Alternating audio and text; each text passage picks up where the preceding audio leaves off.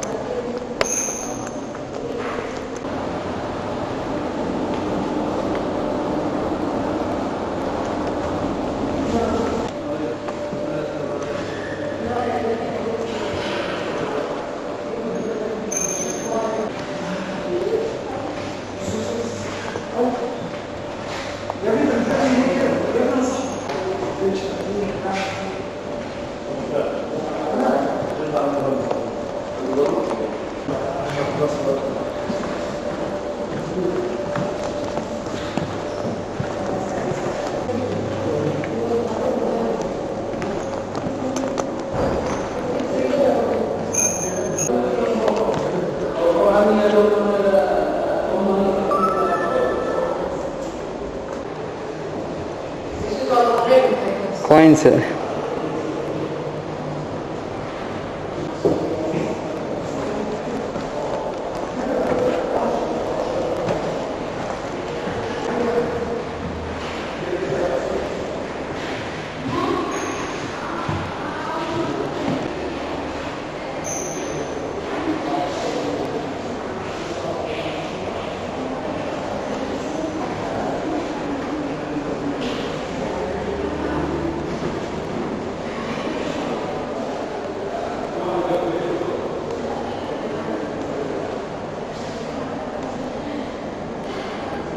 gold coated saris.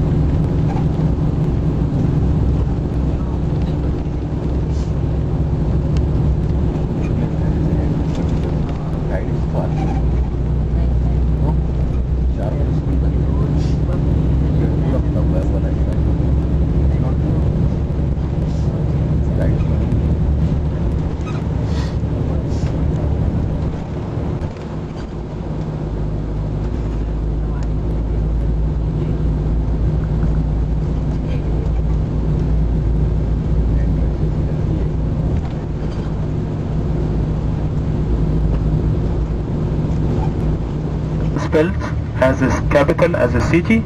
There was a small island facing the city on the sea. The name of that island was Faros. So they built a bridge or a dike called Heptastadia. The name of that bridge was Heptastadia. Hepta means 7 and stadia is equal to mile. So it was almost 7 miles long. So they built on the top of this island, spending some cool time on the beach. So the lighthouse, when it was built in about 15 years, but it was working for almost 1500 years. So the time when the 7 wonders are over there to the right hand side, we're gonna stop over there. So just take a photo from here, and we will also stop there in a proper time to take some more photos if you feel like. The lighthouse was about, if you want to take the photo, if you want to walk on the corniche on the street over there to the left hand side.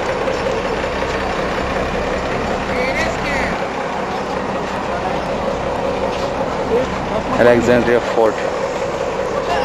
Previously, one lighthouse was here. It was destroyed by earthquake.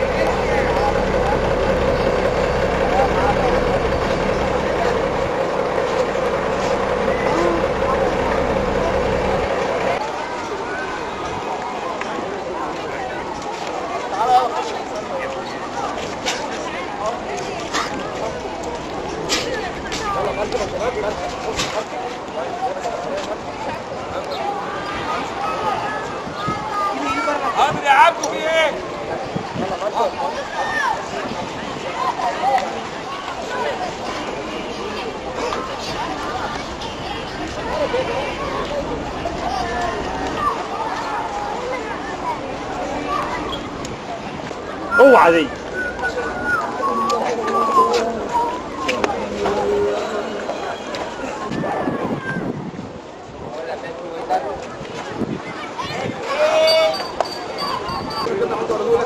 بوسو هات لسه من عايز ايه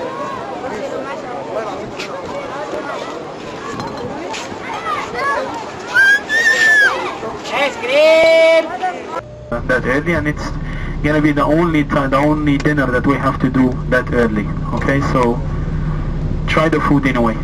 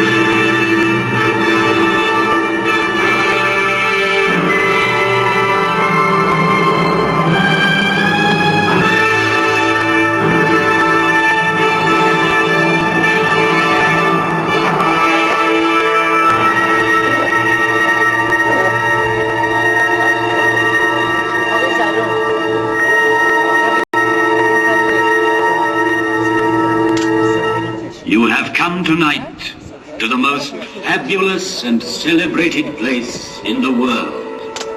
Here on the plateau of Gizeh stands forever the mightiest of human achievements. No traveler, emperor, merchant or poet has trodden on these sands and not gasped in awe.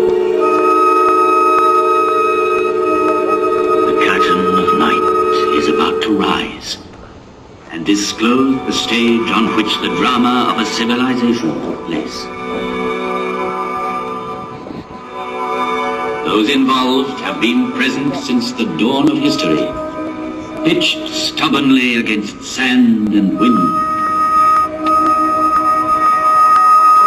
And the voice of the desert has crossed the centuries.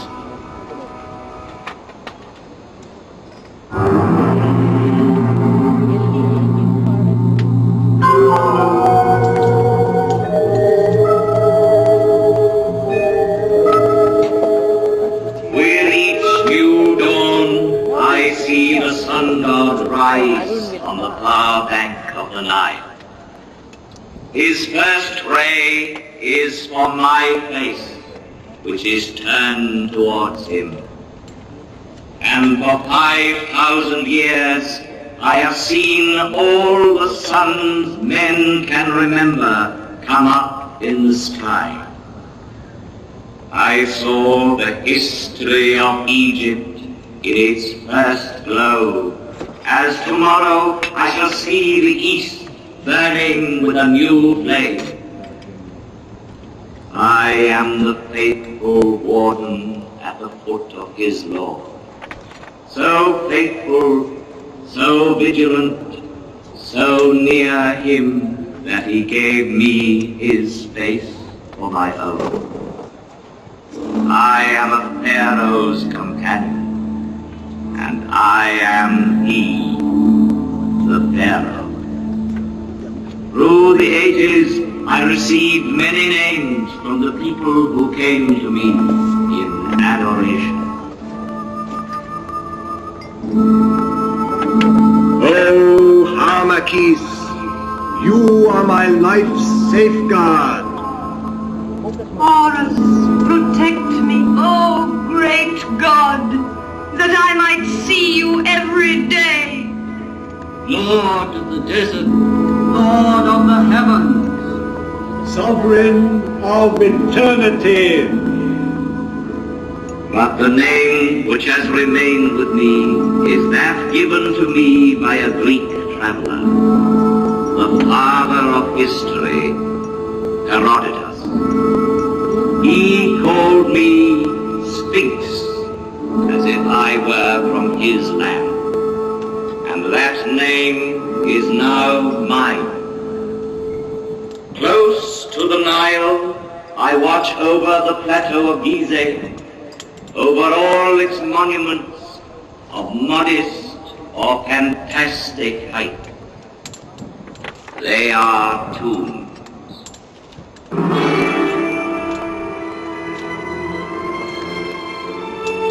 Civilizations are like islands on the ocean of barbarism. Over this one, the Sphinx has gazed and watched for 5,000 years.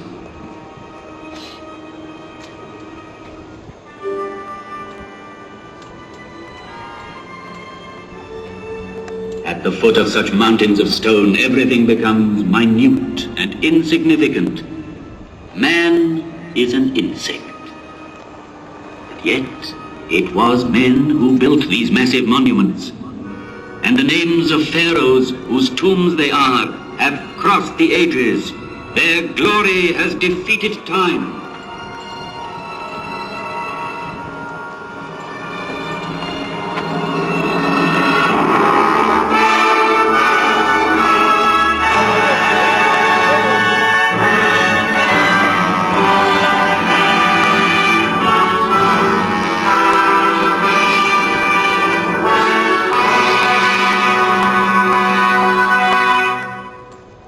This is the tomb of Cheops, Pharaoh of the 4th dynasty, 4,500 years ago. Here is the great pyramid which he built to defend himself against death. 455 feet high. He achieved the building of the highest monument then known to man. The area it covers is vast enough to hold St. Peter's Cathedral in Rome, the cathedrals of Florence and Milan, Westminster Abbey and St. Paul's. 3 million blocks of stone, some of them weighing 30 tons, were assembled by Cheops' faithful workmen to achieve this fabulous construction. At the center of it, the pharaoh planned his inner chamber, where his mummy was to lie in splendor for eternity. At the foot of this pyramid, in the rock, a temple was built. And there were kept the barges of Cheops, the barges of night. In these large wooden vessels, the dead pharaoh could continue his voyage in darkness towards eternity. But all that remains of him is a small ivory figure, showing a noble face, the nose aquiline, the jaw determined, and the hieroglyphs representing the name he gave to his pyramid. Cheops dominates the horizon. The Pyramid of Khephren. It too bears an inscription, Khephren is great. Yet, out of respect for his father Cheops, Khephren built his pyramid on a slightly smaller scale. Each side of the base measuring 710 feet, the angle being 52 degrees, it reaches a height of 445 feet. The brilliant covering of polished limestone on the apex originally extended over all 4 sides, adding to the magnificence of the pyramid.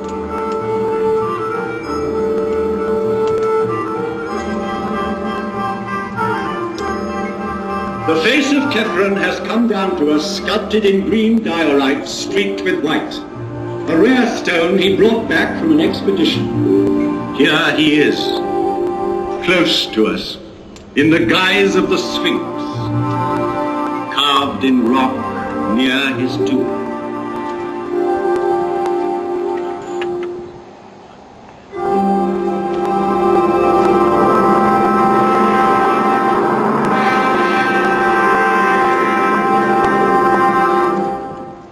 Mycerinus.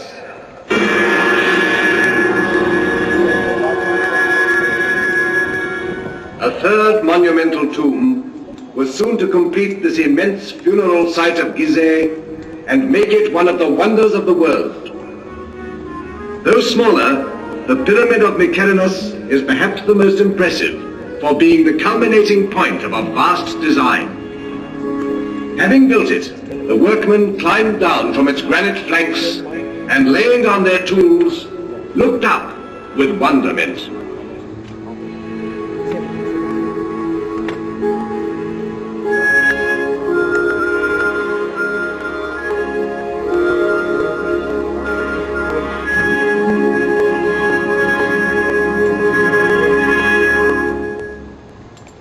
and powerful was Memphis, the capital city in the plain which joined Upper and Lower Egypt.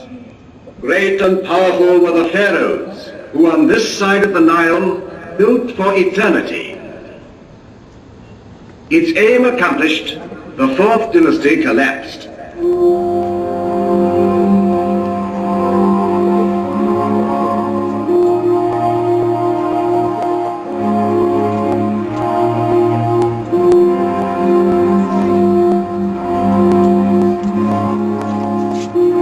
But the pyramids still stand. And the inscription on the one that completed the design claims, "Divine is Mykerinos."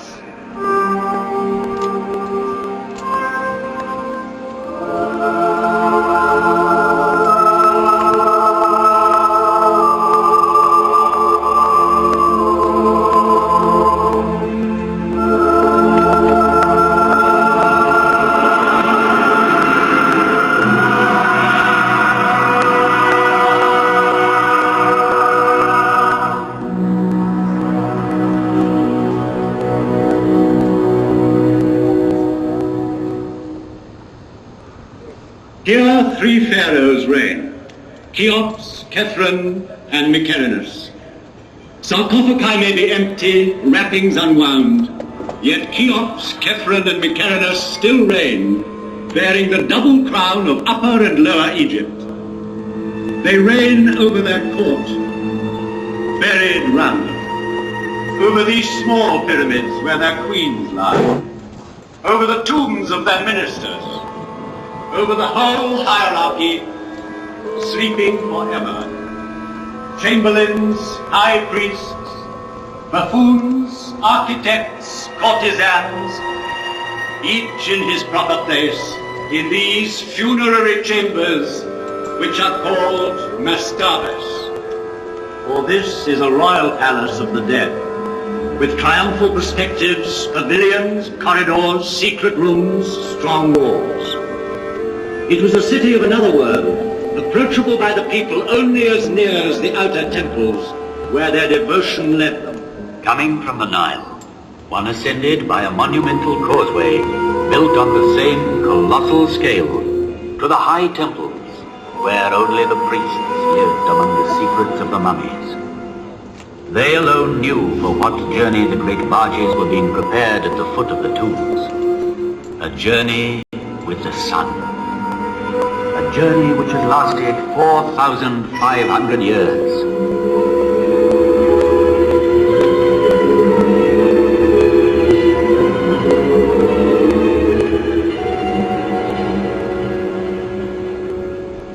In the maze of this necropolis, let us stand by a tomb like 1,000 others, that of the mother of Cheops, and in it, by the litter, marked with golden hieroglyphs, which she had prepared for the eternal journey by her son's side.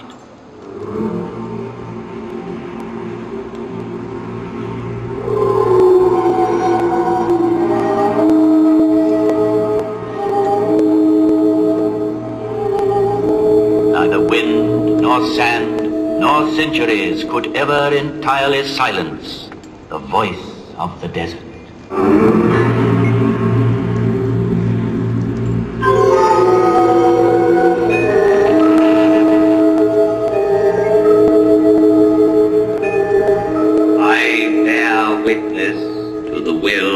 Cheops, my father, to defy time forever. I saw Antony and Cleopatra pass, Alexander, Caesar, and Napoleon paused at my feet. I saw the ambitious dreams of conquerors whirling like dead leaves. As my motto, I chose an Arab saying, "The world fears time, but time fears the pyramids."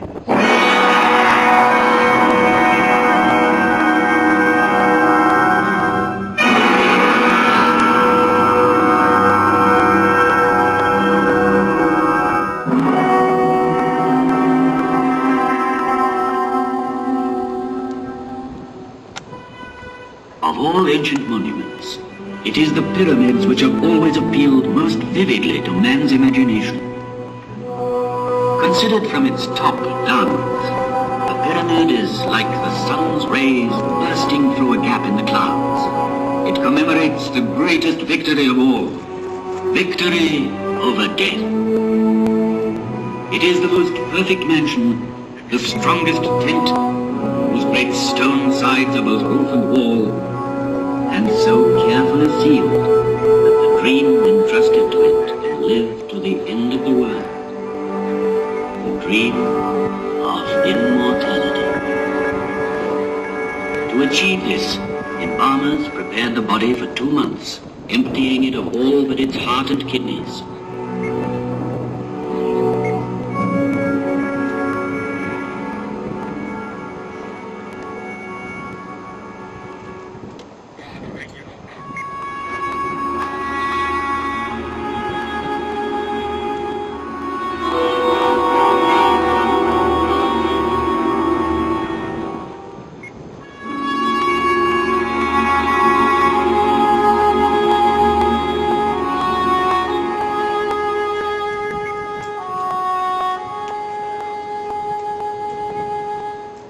Hidden in the secrecy of its tomb, attended by a whole crowd of statues, provided with all that was necessary for the journey, there, in the sarcophagus, lay the mummy.